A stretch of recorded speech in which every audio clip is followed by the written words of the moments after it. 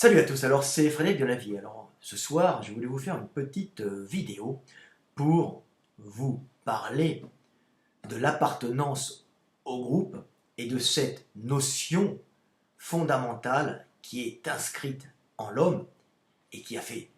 survivre l'humanité, à ce besoin d'appartenance au groupe, a fait survivre l'humanité, mais aussi est utilisée par nos puissants pour tout simplement nous manipuler et faire de nous ce qu'ils désirent faire pour leurs intérêts propres. Alors, je vais vous parler un peu de politique, de politique parce que c'est la base actuellement de nos problèmes français. Nous sommes manipulés par des politiques qui font de nous ce qu'ils veulent en utilisant principalement ce besoin d'appartenance au groupe. Alors, l'homme en lui-même a besoin d'appartenir au groupe car c'est un animal social qui ne peut exister seul comme un ours, un grizzly pourrait exister seul dans sa forêt et ne se grouperait, en fin de compte, viendrait rechercher un autre grizzly que pour se reproduire, pouvant vivre sa vie de grizzly seul dans ses bois, se nourrissant, tout seul et n'ayant besoin de l'autre que pour transmettre ses gènes et continuer par là la vie. Mais l'homme est un animal bien particulier, un animal social par excellence, et chaque homme dans la structure de l'humanité a une tâche qui lui est impartie, une tâche bien particulière. Il y a des métiers bien différents, chacun a sa fonction, chaque sexe aussi a sa fonction, chaque individu a sa fonction, les uns et les autres se complémentant pour pouvoir vivre en harmonie dans cette humanité si puissante qui a réussi à se répandre par ce partage des tâches qui, en fin de compte, rend notre humanité extrêmement puissante car nous sommes capables, par cette multitude de fonctions que chacun, indépendamment, est capable, chacun a une fonction qui lui est propre et qu'il maîtrise parfaitement, l'association de toutes ces fonctions fait que l'humanité est un organisme extrêmement puissant, capable de coloniser la Terre entière, de maîtriser ses éléments et, en fin de compte, de se répandre, de se multiplier. Bien sûr, nous sommes limités, nous voyons que nous arrivons en surpopulation, mais c'est cette capacité de l'homme à être hyper technique dans un domaine et en fin de compte, chaque individu composant cette humanité ayant sa fonction précise, rend l'homme, en fin de compte, extrêmement dépendant des autres, de son voisin, le voisin étant dépendant de son voisin, nous sommes chacun dépendants des uns des autres, pas comme un grizzly, nous sommes l'animal hypersocial. Et cette dépendance des uns et des autres, ce besoin d'appartenance au groupe, est profondément ancré en nous, nous ressentons en nous ce besoin de nous fondre dans le groupe par tous les moyens et de ne pas en être rejetés pour pouvoir continuer à vivre, car nous sommes chacun dans notre fonction bien précise, spécialisé, mais incapable d'être globalement un être indépendant. Nous sommes l'homme, nous sommes l'humanité. Nous avons cette angoisse en nous, cette angoisse terrible qui nous taraude. Et les politiques et ceux qui dirigent le peuple ont bien compris tout ça. Alors comment font-ils pour être élus? Ils proposent chacun, on va dire, un programme politique qui essaye plus ou moins de répondre aux attentes du peuple dans sa globalité. Bien sûr, tout ça n'est pas dans le but de répondre réellement aux attentes du peuple, mais plutôt de faire croire au peuple qu'ils vont répondre à son attente et qui vont agir pour eux, les hommes prenant le pouvoir, agissant en général pour ceux qui les ont mis au pouvoir, c'est-à-dire ceux qui leur ont donné de la visibilité et qui leur ont permis par les médias qu'ils possèdent,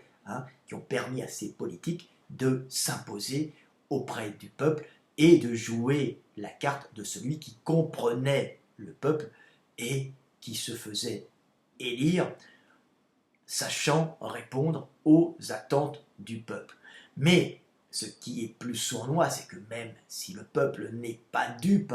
le peuple inconsciemment, et même des fois consciemment, ressent, et on le voit actuellement grâce à nos réseaux sociaux, le peuple ressent cette duperie et s'aperçoit que les politiques sont souvent des pantins aux ordres des lobbies et des puissances qui leur permettent, par les médias que ces propres lobbies et puissances possèdent, de mettre en visibilité ces politiques qui, en fin de compte, quand ils seront élus, feront les lois pour, non pas le peuple, mais pour les puissances et les lobbies qui les auront élus, donc feront les lois pour ceux qui les auront mis en place, comme de loyaux petits serviteurs. Et pour eux-mêmes, au passage, le politique, en même temps, se gavant, récupérant l'énergie sur le peuple. Donc on s'aperçoit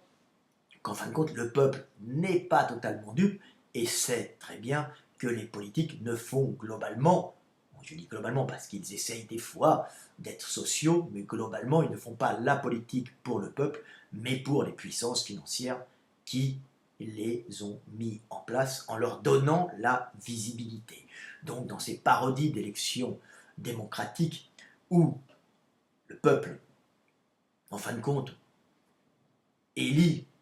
un individu qu'on lui présente pour que cet individu fasse des lois sous lesquelles il vivra, lois qui sont faites en général non pas pour le peuple, mais pour avantager les puissances qui ont mis en place les politiques. Alors ça, c'est la première phase, le peuple le ressent, mais il y a quelque chose d'encore plus sournois, et là vous allez comprendre, qui pousse les hommes à voter pour ces individus. Les politiques et ceux qui les mettent en place, par les médias qu'ils possèdent, ces gros groupes de puissance, perçoivent parfaitement que l'homme est un animal social qui a besoin d'appartenir au groupe et dont la plus grande peur est d'être rejeté, car le rejet de l'homme, le rejet social de l'individu, équivaut dans sa conscience, on va dire dans sa mémoire génétique, à sa mort. Pendant des centaines de milliers d'années, l'homme, l'individu qui était rejeté du groupe, était condamné à la mort, même si ce groupe ne le tuait pas. Le bannissement d'un homme dans un milieu encore peu civilisé équivalait pour lui à sa mort à plus ou moins long terme. Donc est ancré en nous ce besoin terrifiant d'appartenir au groupe, ce besoin de se fondre dans un groupe par tous les moyens pour ne pas mourir. Et nos politiques maîtrisent parfaitement cela par l'intermédiaire des médias. Et c'est ainsi que les médias jouent sur cette peur qui nous taraude d'une façon inconsciente la plupart du temps, et des fois consciente, mais c'est la plupart du temps inconsciente, en martelant dans la tête du peuple à chaque élection, quand ces politiques possèdent des médias, que le politique, que le peuple dans sa globalité apprécie ces trucs ou un tel. Et ainsi, les hommes ne voteront pas pour un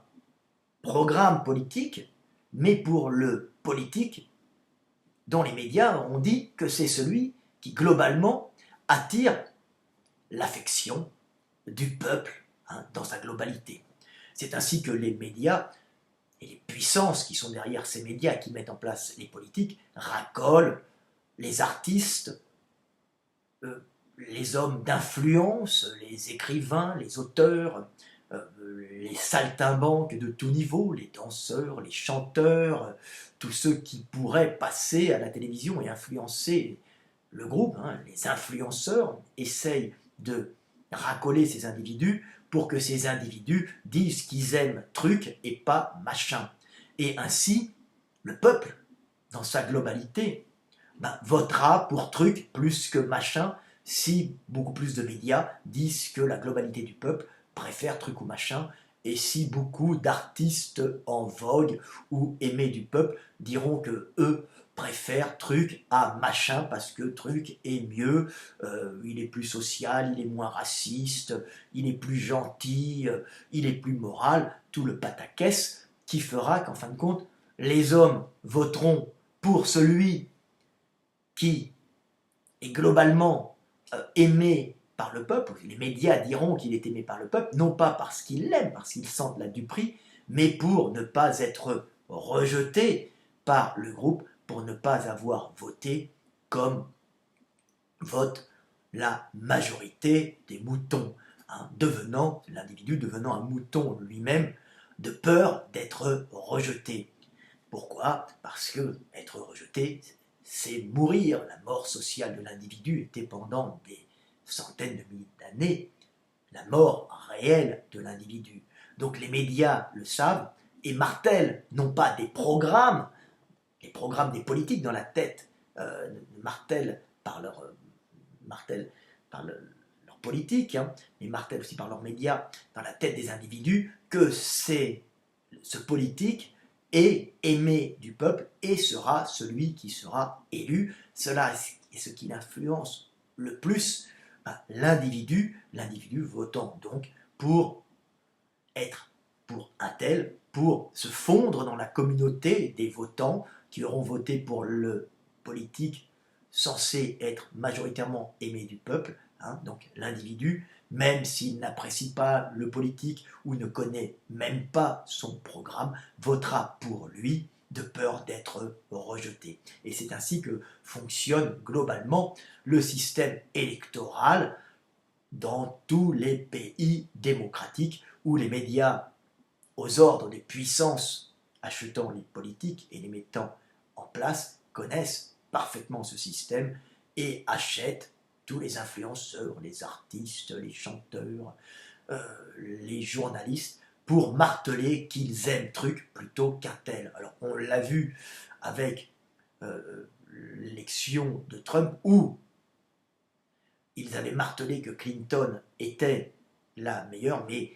était formidable, tout le monde aimait Clinton, c'était sans compter que les Américains n'étaient pas totalement dupes, et la puissance des réseaux sociaux américains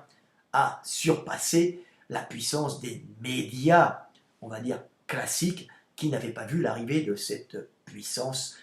on va dire, sous-jacente, cette puissance des réseaux sociaux, qui en fin de compte n'a pas voté pour ce que leur disaient les médias qui disaient qu'il fallait qu'ils votent Clinton, mais ont voté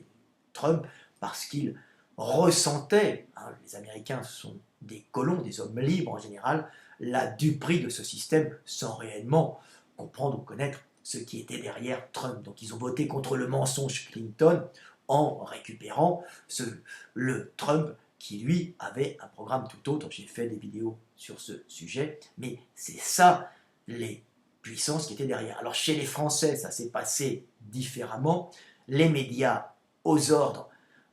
ont sorti Macron du gouvernement français parce qu'ils voyaient trop que les Français voyaient que ce gouvernement socialiste était une grande parodie, en fin de compte, de politiciens qui étaient tout simplement des politiciens aux ordres, corrompus, qui vivaient sur un système faussement socialiste, qui étaient surtout des gens qui se gavaient sur les taxes prélevées sur les travailleurs des classes moyennes et qui faisaient une politique pour les entreprises, les grosses entreprises et les gros lobbies, les grosses puissances qui les avaient mis au pouvoir. Ces grosses puissances ont vu qu'ils perdaient, en fin de compte, le soutien du peuple derrière les socialistes et ils ont sorti le Macron de ce panier de minables pour, en fin de compte, en faire leur cheval de bataille et lui sortir un système, on va dire plutôt, lui sortir un projet politique et des lois politiques que personne ne connaissait et qui n'avaient aucun intérêt d'ailleurs, mais ont martelé que Macron était celui qui était désiré par le peuple, le politique jeune et dynamique, désiré par la majorité et aimé par la majorité. Et ce lavage de cerveau a persuadé en fin de compte un peuple français de moutons, sans connaître le programme politique de Macron, qu'il fallait voter Macron pour appartenir au groupe et ne pas être rejeté tout simplement. Donc nous avons une attitude moutonnière de peur de rejet qui a poussé justement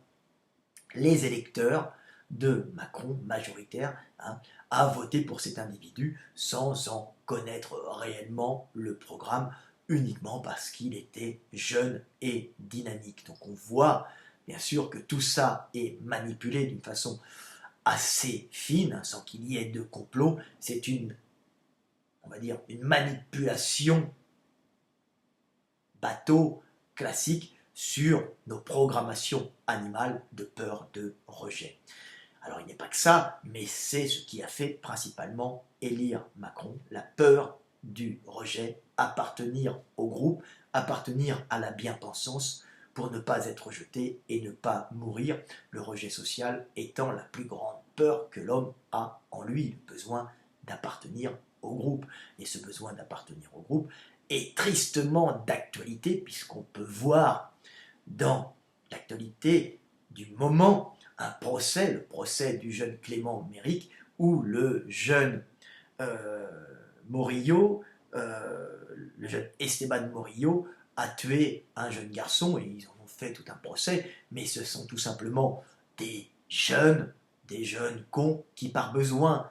d'appartenir au groupe, cette même peur qui taraude les hommes d'être rejetés, d'être seuls, les jeunes hommes se recherchent des causes et des combats imaginaires et futiles en s'unissant dans des groupes combattants où ils passeront leur surplus de testostérone dû à leur adolescence et leur jeunesse, parce que ce sont des post-adolescents qui se groupent là-dedans, que ce soit les antifas ou les skinheads, et on a vu deux groupes de jeunes qui s'unissaient en fin de compte derrière des causes bidons politiques, qui sont en fin de compte le besoin du jeune de se grouper en fin de compte pour appartenir au groupe et se sentir moins seul, le phénomène de bande, même si derrière on peut y trouver quelques valeurs politiques, on y retrouve surtout un système de caste où les jeunes de la bourgeoisie moyenne, fils de profs, s'unissent entre eux derrière des causes bidons qui sont l'antifascisme et l'accueil de l'autre. Et de l'autre côté, on voit les classes de prolétaires, des fils d'ouvriers ou des classes travailleurs pauvres qui s'unissent derrière le rejet de l'émigré. L'émigré, bien sûr, venant la plupart du temps